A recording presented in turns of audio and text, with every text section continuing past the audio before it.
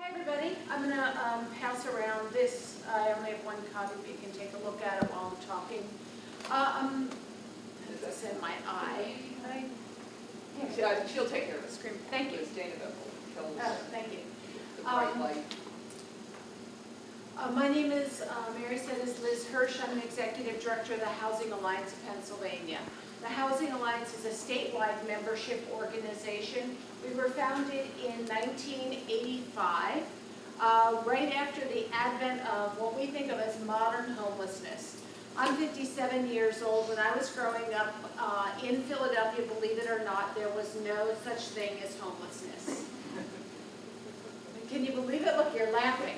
It's actually true. We didn't have homelessness. There was Skid Row, where there were people who were chronic inebriates, slept day and night, but we didn't have the kind of massive homelessness that we do today. And the homelessness that we have and the extreme housing insecurity and instability that people have is the product of housing prices rising out of pace with wages. So housing prices keep going up, but wages have remained, at least at the lower end, kind of stagnant. And so what that's meant is that for people who are living on fixed incomes and for people who are in relatively low wage jobs, that it is often hard for them to afford a decent place to live and sustain it. So let me just explain to you a little bit about the primary issue around housing that defines our organization and around which we try to come up with solutions. And that's called the housing affordability gap. And essentially the affordability gap is the difference between what people can afford to pay on their income and what the cost of a home, whether it's an apartment that you're renting or a place that you buy, is.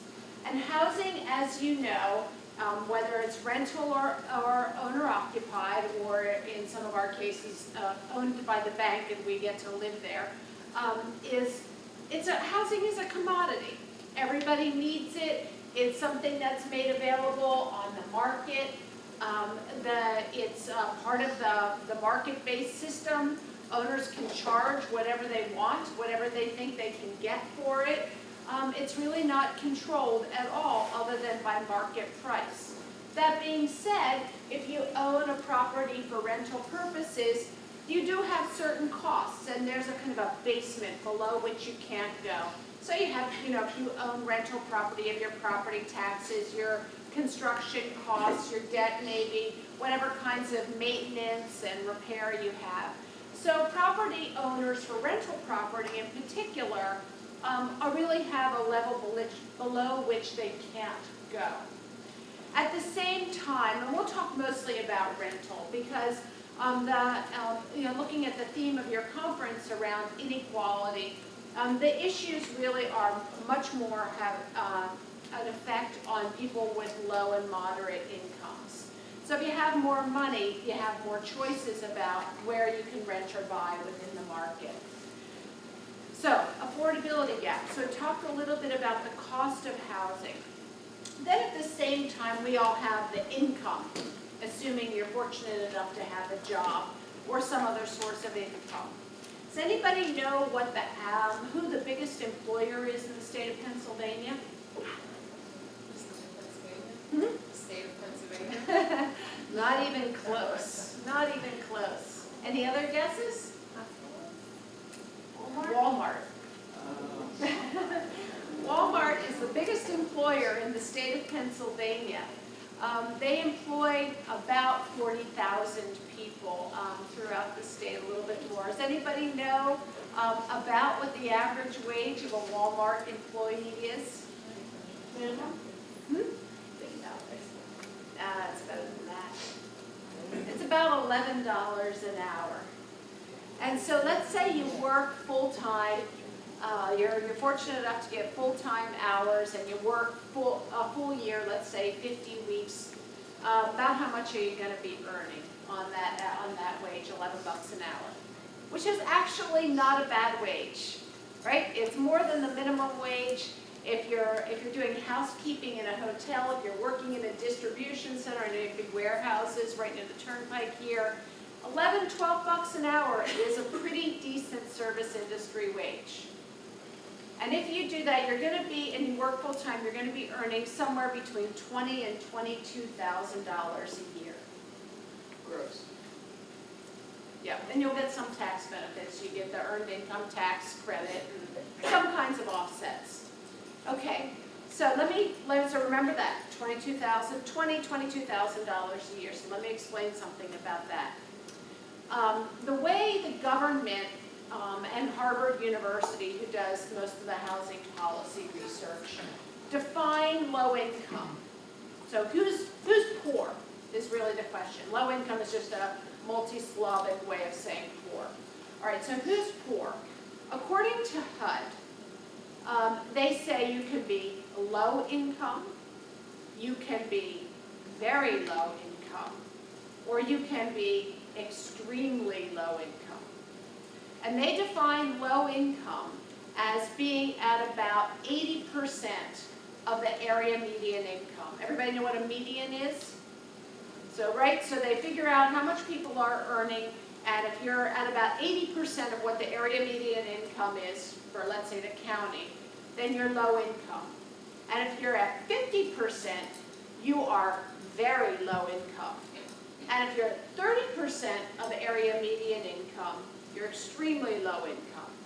Well, guess what extremely low income adds up to be?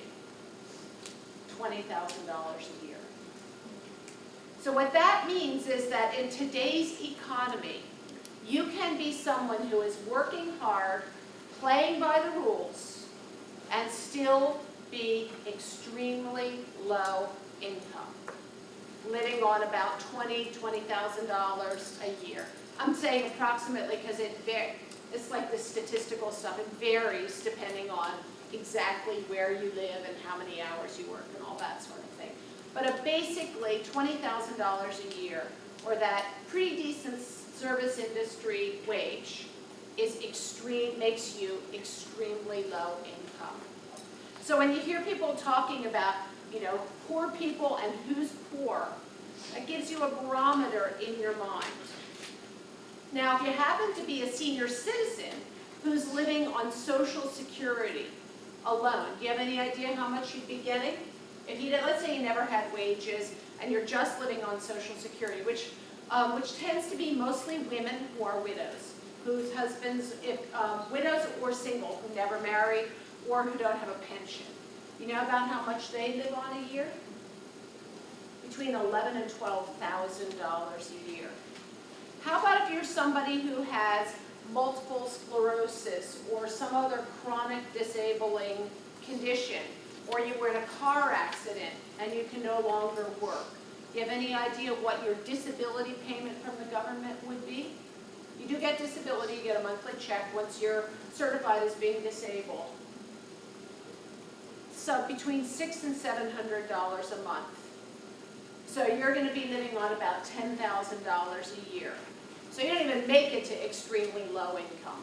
You're like somewhere below extremely low income. So when we talk about who is poverty affecting, who is poor, it is predominantly people with disabilities who are unable to work, senior citizens on Social Security alone, and low-wage workers whose wages are simply inadequate for whatever reason. I mean, I'm not saying that employers should raise the minimum wage. I'm not even talking about that. It simply is the fact of today's economy. So fast forward to this issue of what's the housing cost. So you have a property owner. Most of our rental properties in Pennsylvania are owned by mom and pop landlords, 1 to 4 units, mostly not big apartment buildings. And so let's say that they can charge, the least they can charge is, let's say, $500 a month. But if you're living on an income of, let's say, $1,000 a month, you're then paying half of your income for the cost of rent. And so this is the fundamental problem, is that people on low wages can't afford market rate rents. The landlords can't go any lower, because otherwise they can't cover their costs and it's a business. And the people with fixed incomes or low wages can't go any higher. And that's the affordability gap, the distance between those two numbers. So then that raises, that makes sense to everybody? Okay, any questions? Okay. So then that raises the question, what the heck do you do? How do you do that? We're saying we don't want the owners of rental property to have to take the hit. They're business people. They're trying to cover their own costs. Some of them are using this as their nest egg to send their kids to college. It's their business. So they shouldn't have to absorb the difference necessarily. And we're saying people are working, they're doing everything they can, right? They're getting Social Security or disability or working as many hours as they can. So then what do you do? What do you think people do? What do you think people do? Any idea? Anybody know anybody who's in this situation?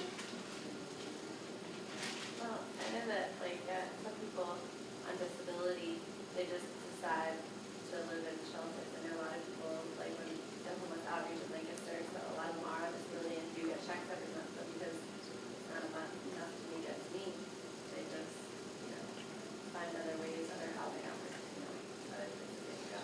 Live on a friend's couch or. Right.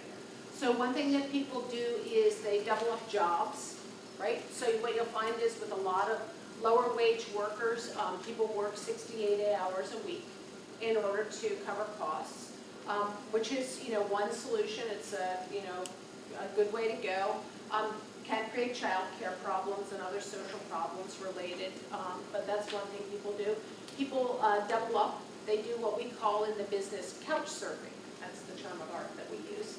Couch surfing, which works really well until it doesn't, right? You all have roommates, right? It's great until it isn't. They may live in places that really aren't meant for people to live.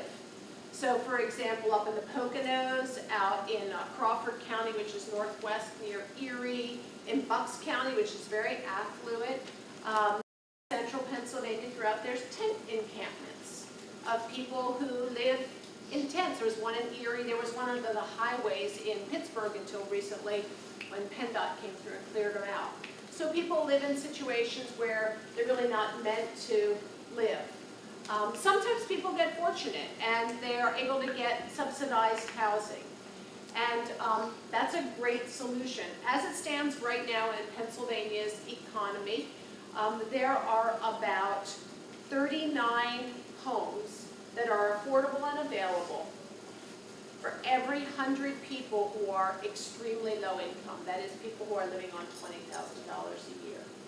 So that means that some people are able to find places that they can afford, and a lot of other people can't. And one of the things that happens is there's a lot, you look in the paper, there's lots of places to rent, right? One of the things that happens in the rental market is that if you can afford a slightly, if you have a little bit of money, you're going to probably do what we call rent down. So what happens is a lot of people who can afford a little bit more choose a cheaper place because they can, and then they save a little money. People tend to buy up. You tend to buy a house that's a little more than you can afford because you build equity, and you tend to rent down, and that squeezes down on people.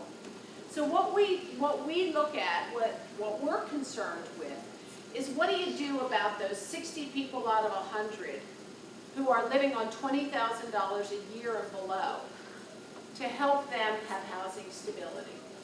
Because what happens if you don't have stable housing that you can afford? What happens if you're paying 60% of your monthly income for rent? You can't afford anything else, right? How do you pay for the gas in the car if you have a car? Or how do you get your bus fare if there's public transit? How do you pay the copay for your insurance or your prescriptions? How do you buy groceries? So you can do some of that stuff, but sooner or later, what happens is that if you're living on that amount of money and you're paying so much for your housing situation, is that your family economy is very fragile. And so then what happens is the car breaks down, somebody gets sick, you don't get benefit time at your job, or something goes wrong, and then people lose their house. So you have people moving from place to place. You have people becoming homeless. And so we see homelessness as the failure of the housing system, the housing market, to provide an adequate supply of homes that are both affordable and available to people with low incomes. So what can we do to incentivize or capitalize the growth in the supply of homes that are within the financial reach of people with low incomes? What do you guys think we should do? Any ideas? You know anything about this? Well, then I'll tell you what we are doing as a society, as a community, and maybe Ray will talk a little bit more about this because this is what his organization does. One thing that we do, in addition to encouraging people to double up if they can and work more if they can, is we have public housing. Lancaster County has public housing. The whole idea of having public housing projects came out in the 40s and 50s.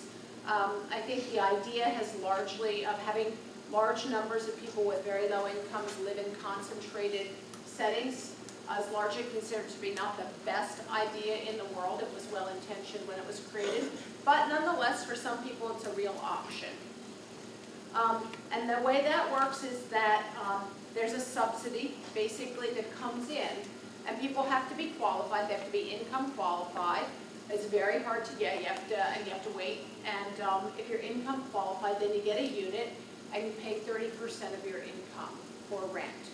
And that makes that housing affordable. And then you can be stable and hold a job, and your kids do better in school and all that sort of thing.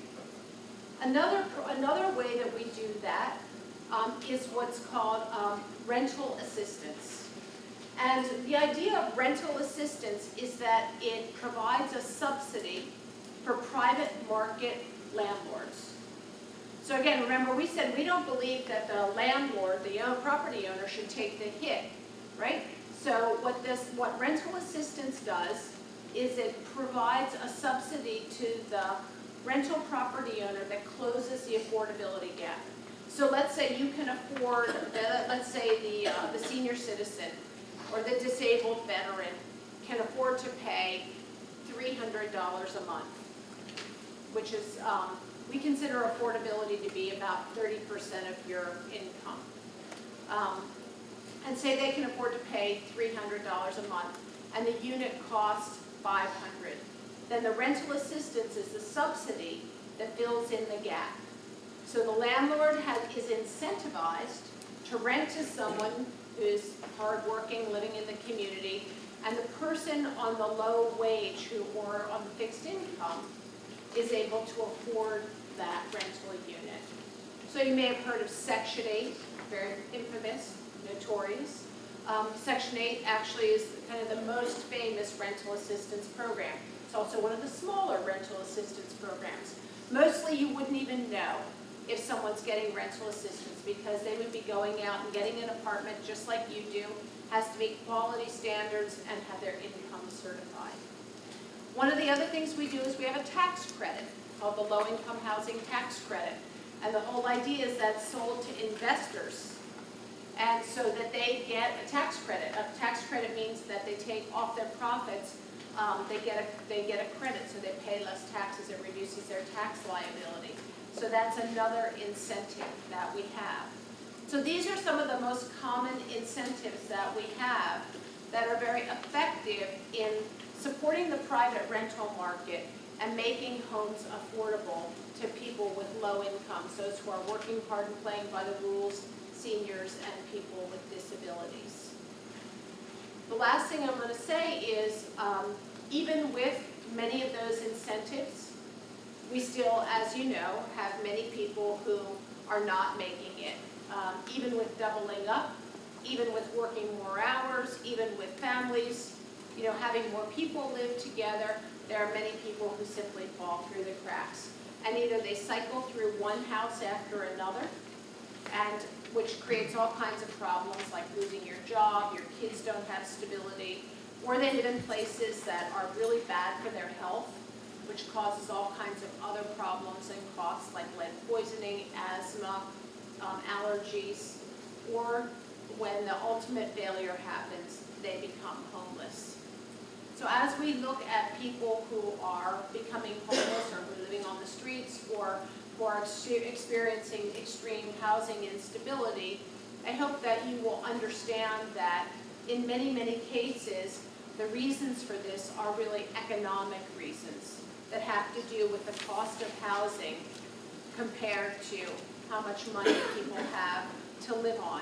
And think about what it would be like if you didn't have a house, trying to get a job, go to school, and rebuild your life without any kinds of assistance. Where would you change your clothes? If you have a mental illness or a disability, where would you even put and keep your medicine?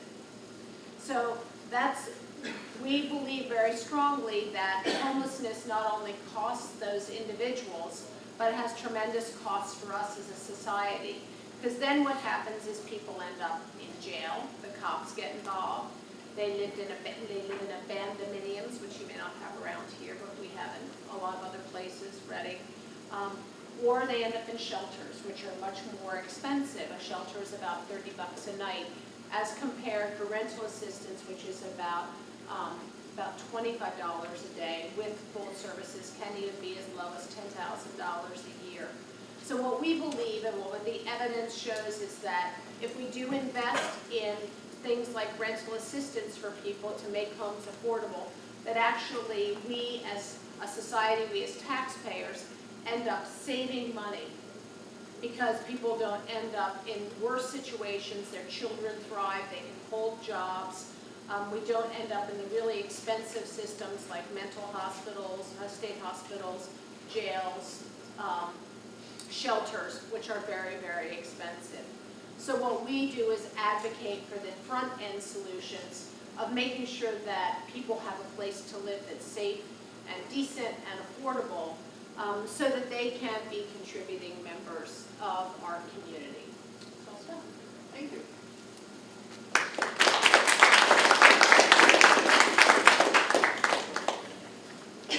This is technical assistance.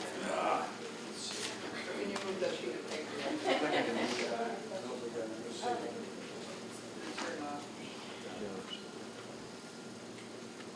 Loosely. Well, we're bringing that up. I'm going to build, this is going to be good, I'm going to build on what Liz just talked about, and I think then we can build on what I'm going to talk about.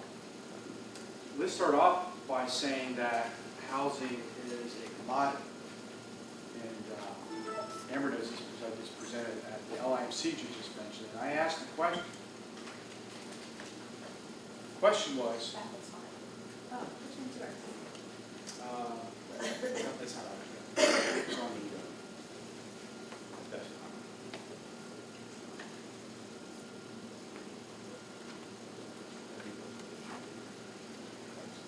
So I asked the question,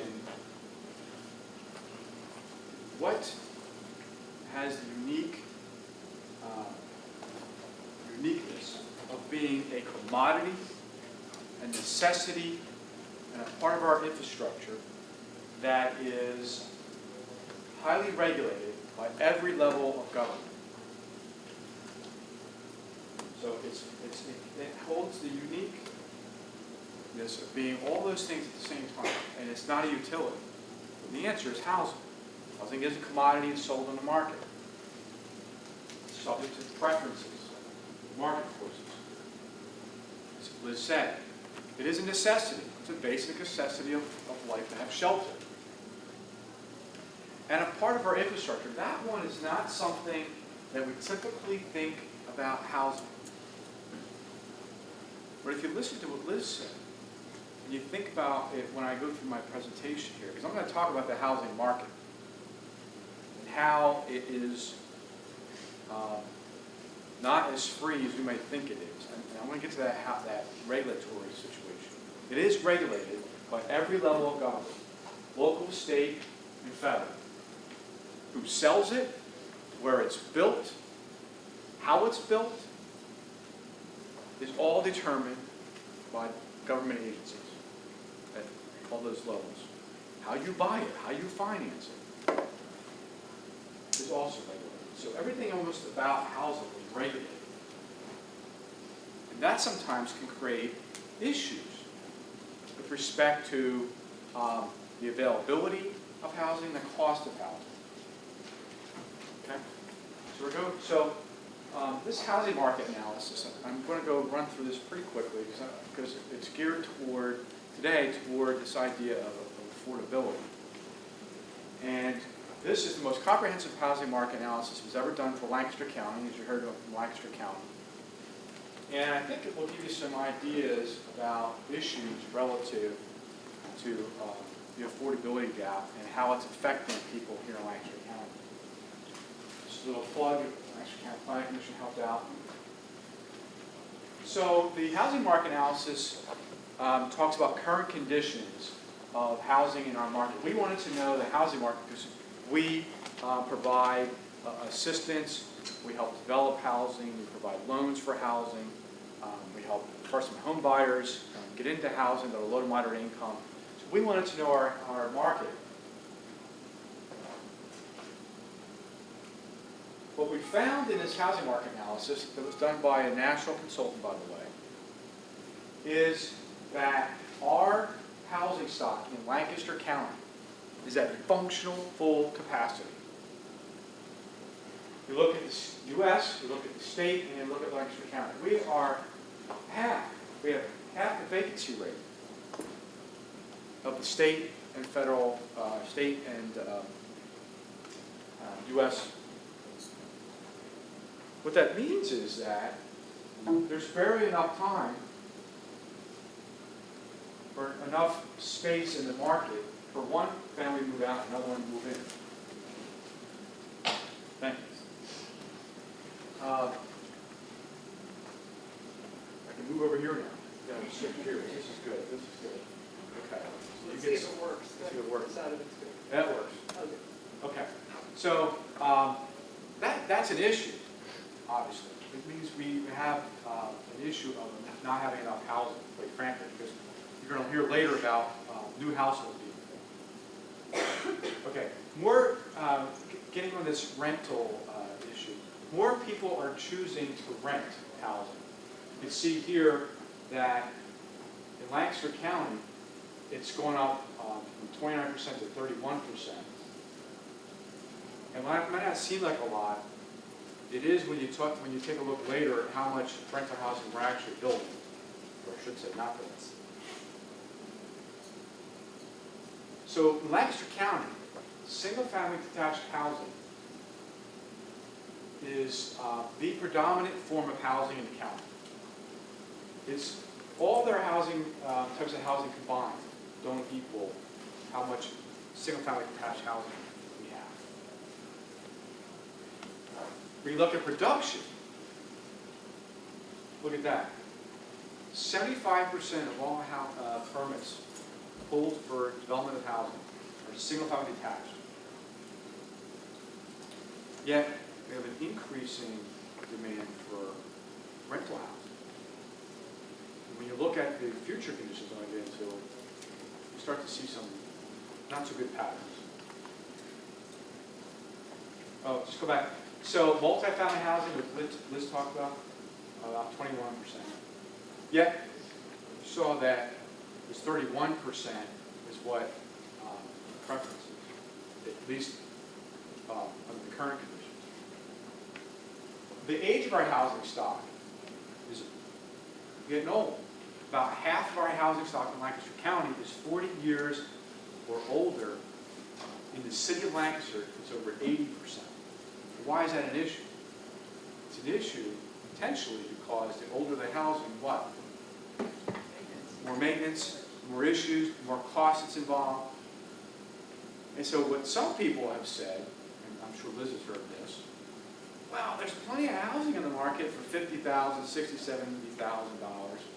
And if you do the math, the mortgages for that, what we call pity payments, principal, interest, taxes, insurance, are affordable. In fact, we have just sold LHOP, my organization, for $72,500 to a low to moderate income family a house, say 2.5, the penny payments are going to be $650. In Lancaster County, you're going to see that that's less than most rental. The problem is that if organizations like mine and our partners didn't fix that property up because it was dilapidated, it would have cost a lot more than $72,500. But because of partnerships that we have, we're actually able to do that.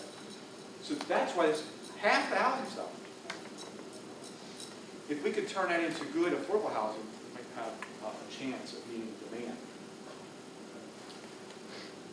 When houses is not maintained, look at this house here. This was actually lived in not long before we purchased, this is a house we own in Columbia. I can tell you that I've been in housing throughout Lancaster County. And unfortunately, people are living in such conditions like this. Because, as Liz said, the less income you have, the less choice you would have. So the good housing, at even the higher rates, okay, or even lower rates, are being taken by higher income people, leaving less desirable housing, okay, to people who earn less. And what's even worse is that housing like this is renting for $750, $800 a month. I just told you a brand new house we just fixed up, $650 penny payment. This is what's happening when you have economics 101 going the wrong way. You have high demand, low supply equals what? High prices for stuff like this. And I'm going to be the bearer of even more bad news. Incomes have not kept up. They fluctuate, but over the last few years, because of the housing market crash, yes, with the Great Recession, incomes have been slow to rebound. So in Lancaster County, incomes over this time period, from 2007 to 2012, actually have dropped, like almost 3%. Yet rents have gone up by 21%. Things are heading in the wrong direction. Median rent. That's the median rent in Lancaster County, $877 in 2012. You can see that's going up. Homeowner costs have actually dropped a little bit. Why? Because in the Great Recession, mortgage rates have dropped to all-time lows. Housing costs are high, especially when people are spending more than 30%. Liz talked about that. What we call that is how their housing cost burden. So in terms of rental units, almost half of everyone renting is cost burden. They're spending more than 30% of their income. Almost half the entire population is renting. This shocked our consultant, quite frankly. This is, again, more bad news. Two costs that we generally have in our lives. Maybe not you if you're in college right now, maybe it's a little low, but transportation costs can be tremendous. Housing costs and transportation costs combined. It's something we're really concerned about now. It's been getting a lot of play. It's called the Housing and Transportation Affordability Index. In Lancaster County, almost 3/4 of all households are spending almost half of their income on those two things alone. What it's saying is that the location of housing and where people are working is not syncing up very well. And so people are trying to find affordable housing near where they work, but they're not able to do that, so they're living further.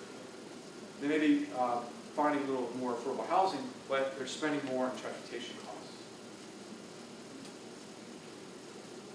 Now, before I get this, so why is that a concern? Why is it a concern people are spending half their income on two things?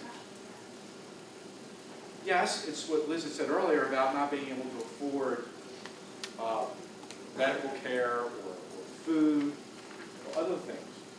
And that's important to families. but it's important to us all.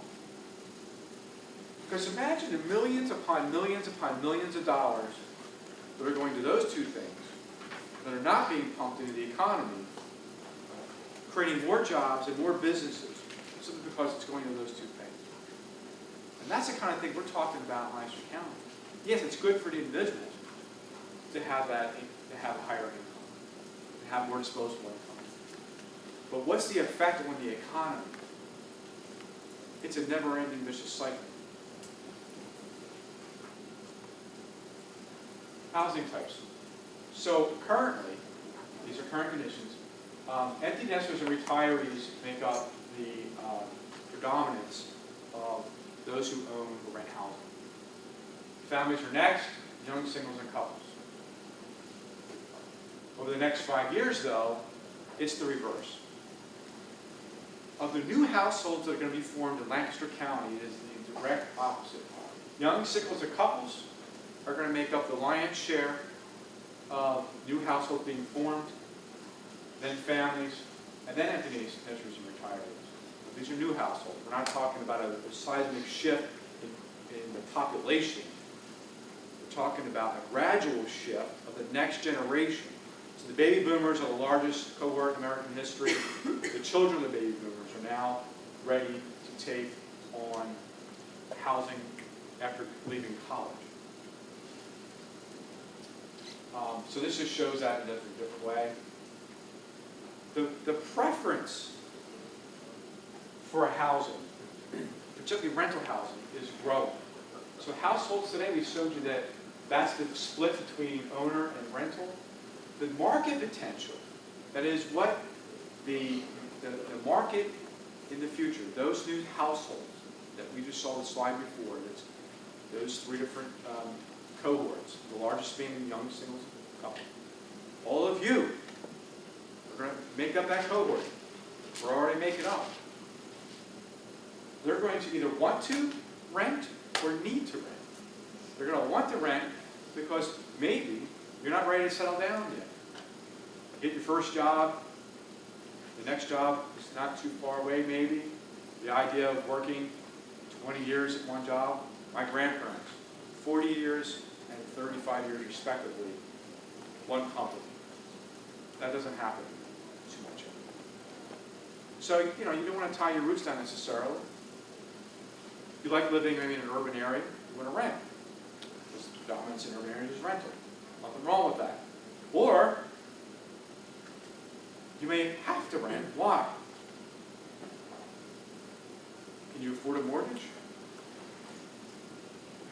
Maybe not. If you saddle with student debt, which in some cases can equal a housing payment, you may have to rent. Liz touched upon this. I'm going to actually give you the numbers for Lancaster County. So yes, 80% of the area median income is low income. In Lancaster County, a family of 4, that would be almost $54,000. So each metropolitan statistical area, of which Lancaster County is its own, they're going to have these numbers. So Lancaster County, a family of 4, is $54,000. A single person earning about $38,000 or less is low income. It's usually shocking. People don't think about it. That's it. That's a decent wage. That's more than the hypothetical, well not hypothetical, the person earning $11, $12 an hour at Walmart. Here's the thing though. Almost half of the next cohort, the next generation of households, is going to be low income.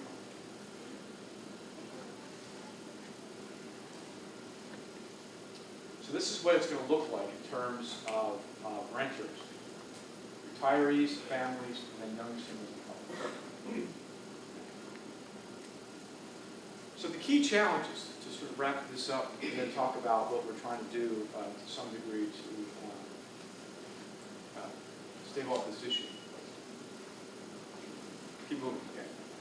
Well, get Amber. We're going to get Amber on, yes. So we've got to provide enough multifamily rental housing options, of course, at various price points. Maintaining existing housing stock, and then provide housing through schools, jobs, and transportation. So these are some of the recommendations in the study. We talked about a gap financing tool. So rather than providing a subsidy in terms of tax dollars, we're looking at providing some kind of financing tool that's low interest to help finance any gaps.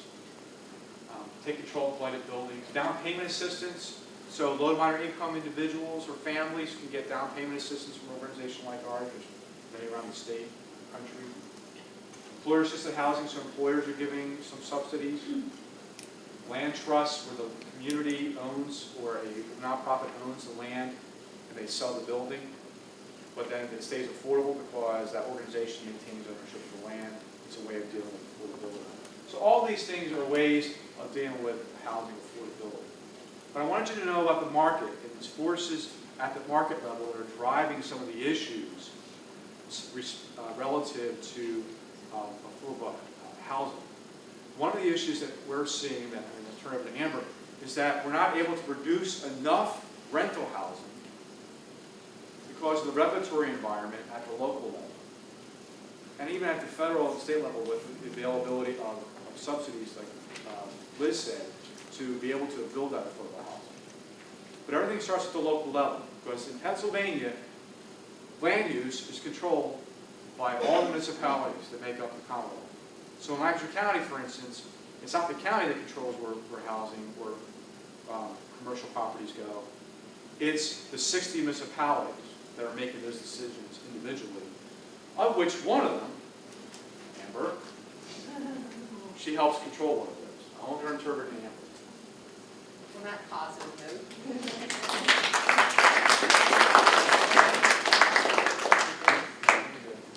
Real quick, I want to take a quick survey. Generation Y is termed as the generation of people born during the 1980s and early 1990s. Please raise your hand if that's you. You're born between 1980 and 1990s. Okay. You are the folks that they are terming and saying that you are the rental. You're the rental population. You do not want to buy homes. How many of you want to own a home? You want to own your home one day? Every hand. It's not that you don't want to own a home and the American dream to have a home is not what you are going after. It's just become less and less available to your generation, unfortunately, for a number of reasons. So we're going to get into that. All right, Ray, you're going to have to tell me which one do I click. Terrific.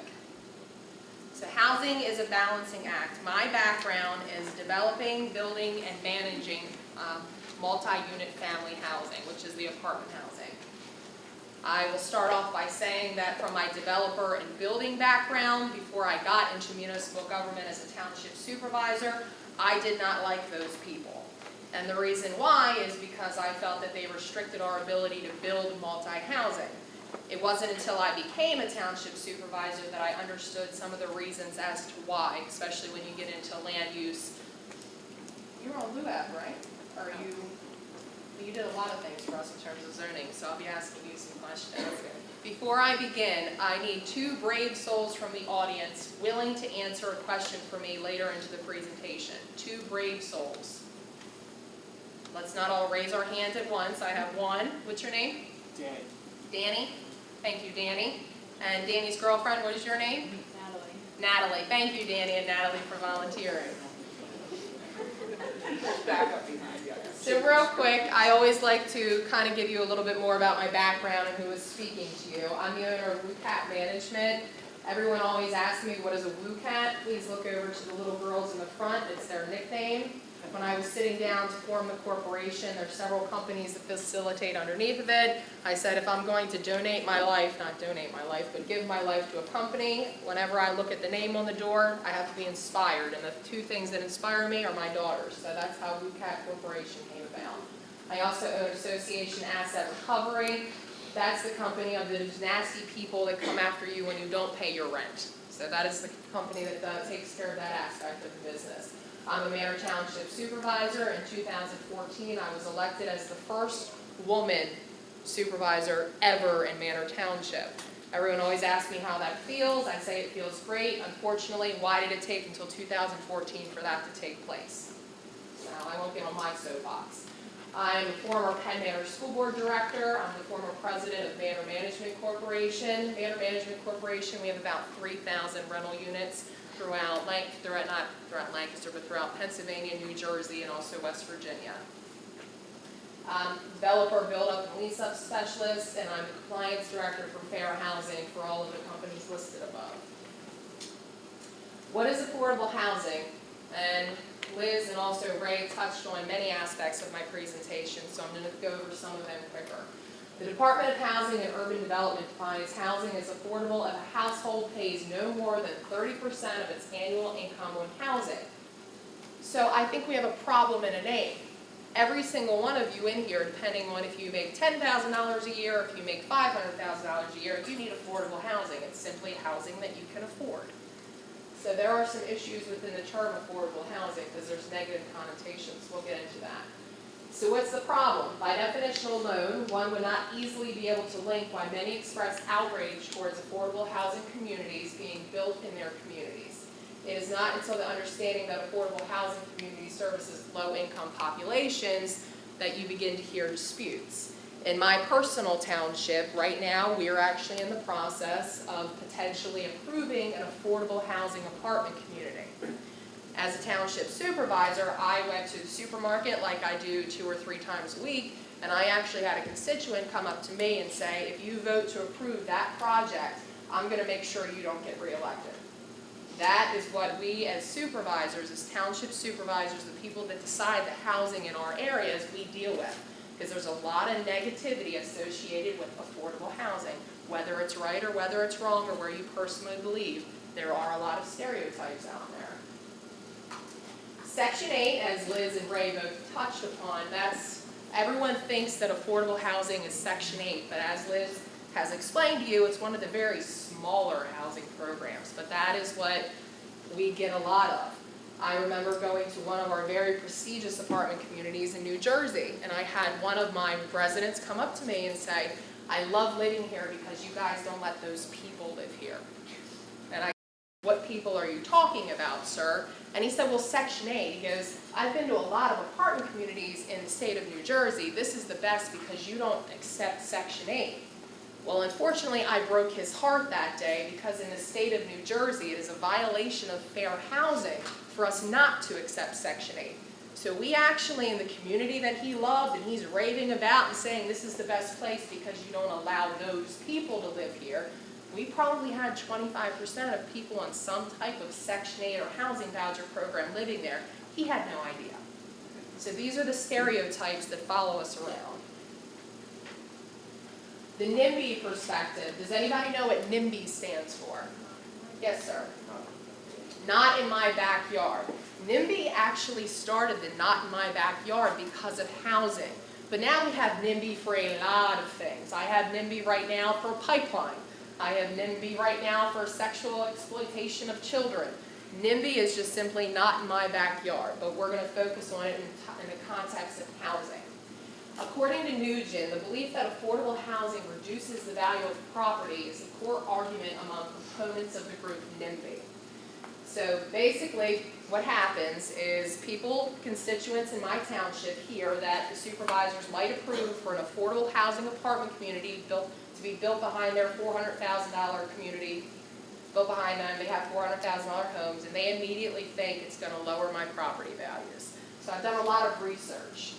But other arguments that NIMBY will bring up is that lower income people are more likely to commit crime, sell drugs, require more public services because more police calls come out, neglect their properties, and burden school districts by being absentee parents. This isn't me just making things up, these are the arguments in the research. Unfortunately, whether you like it or not, when you're doing research, you have to look at viewpoints that you do not agree with. You have to understand and get into people's frame of mind in order to change anything. The public official dilemma.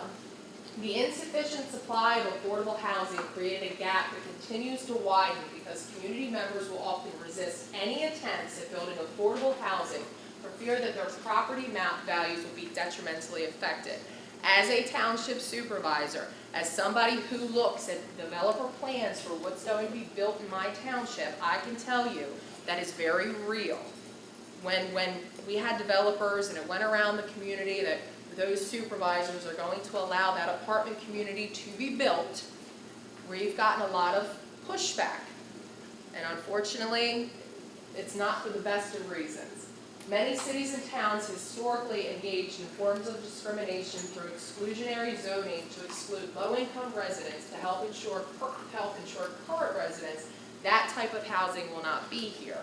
Exclusionary zoning is still on the books, it's just not called exclusionary zoning, and we deal with it today. The zoning process, all right, I'm going to move away from being a public official and I'm going to come back to being a developer and builder. The zoning process to a developer builder, we refer to it as the song that doesn't end. What happens when all of these regulations are put on my company and we want to build an apartment community? Environmental regulations. I have to meet with engineering firms. I have to meet with attorneys. What happens to me as a business owner that's getting all of these costs dumped on me? Who do I put it back on? Who do I have to put those costs back on? To my purchasers, my consumers, and that's what happens a lot of the time. There have been times, and I kid you not, folks, in many of the states where my company, or associates or companies we were working with, we would go to want to build apartment communities or single-family home communities, and it would cost us hundreds of thousands of dollars just to go through a zoning process, and it may or may not even happen. We might get to the final phase and the township supervisors or whoever, depending on the state that we're working with, will say, well, I know you've gotten this far, but we're going to reject this. After hundreds of thousands of dollars have been spent, every time an engineering firm, every time an attorney shows up on my behalf to these councils or these township supervisor meetings, that's a lot of money.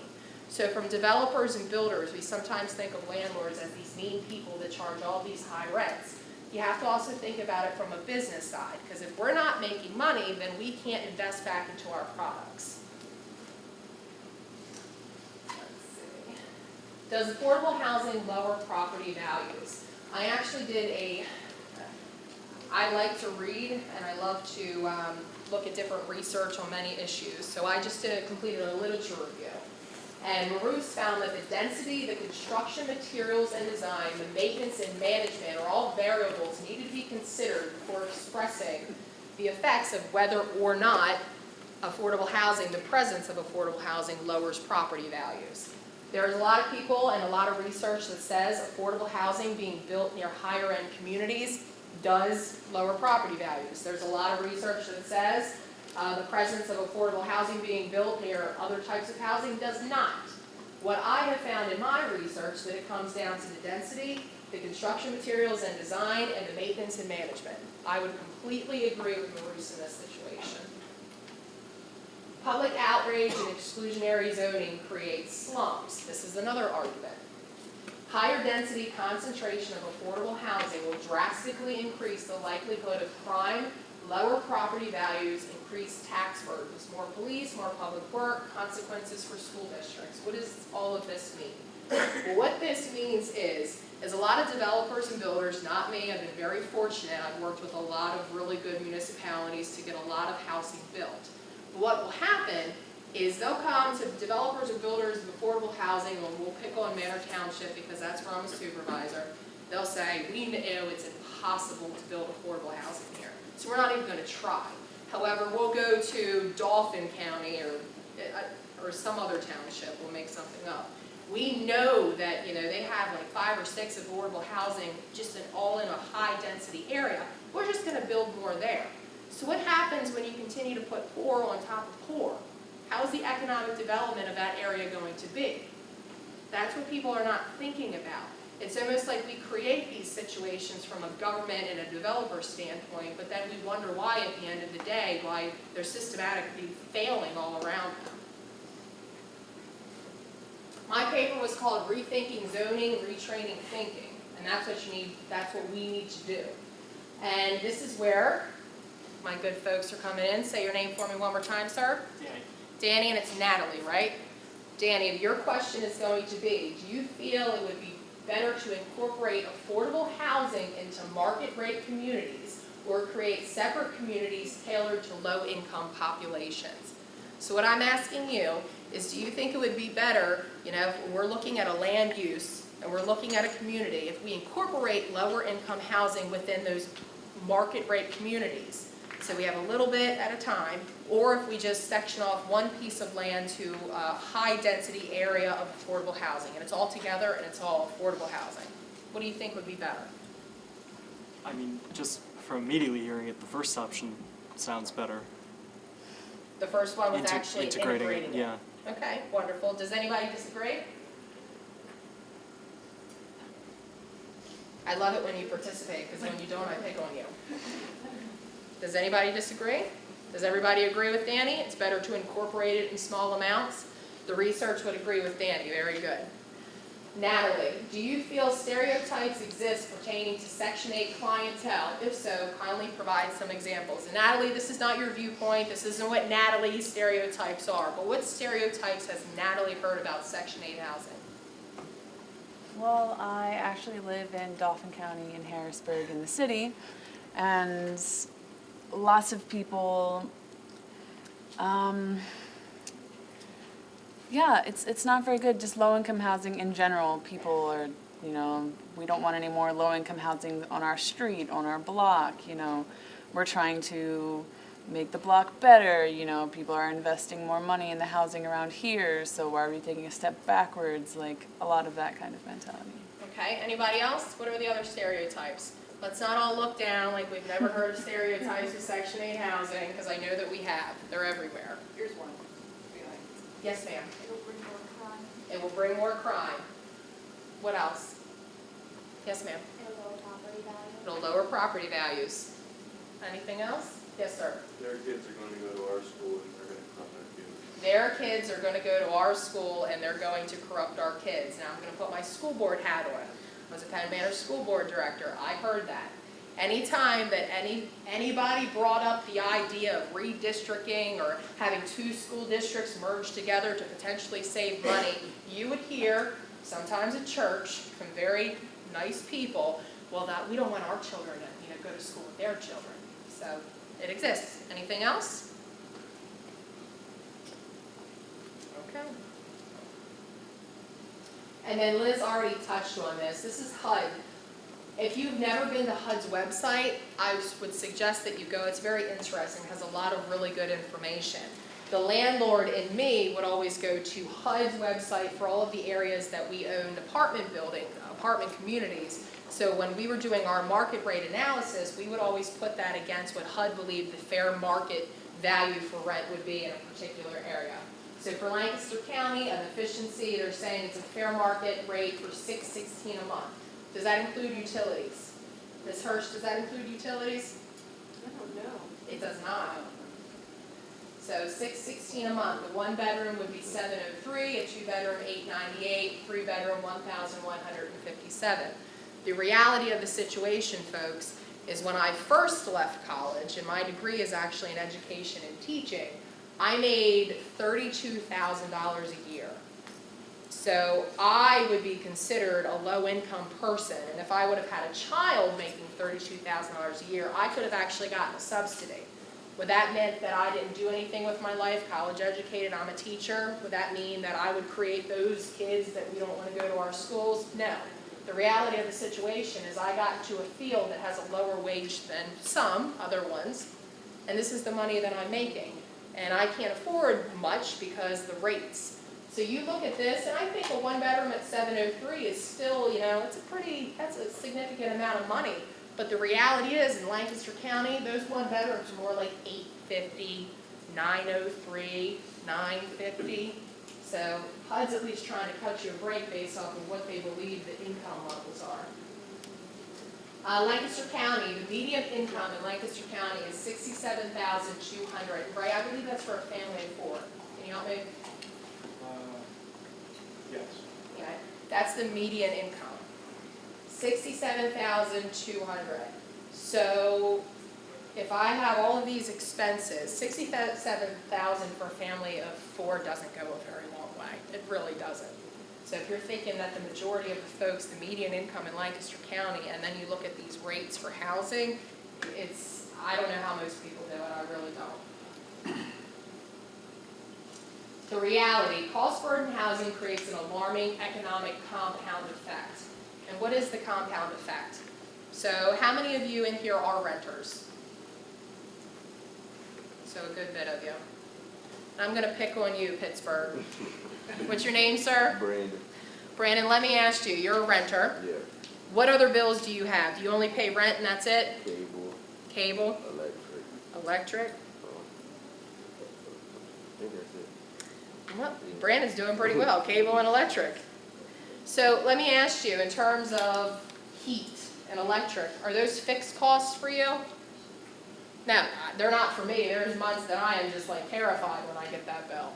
So rent is usually a fixed cost, but what happens with your landlord after your lease is up and you renew? Do you renew at the same rate most of the time? Not right now. If you do, kiss your landlord. Because right now, because rental housing is so needed in Lancaster County, people are experiencing, they're coming to the end of their 12-month lease, people are experiencing rate increases from their landlord, 15, 20, 25%.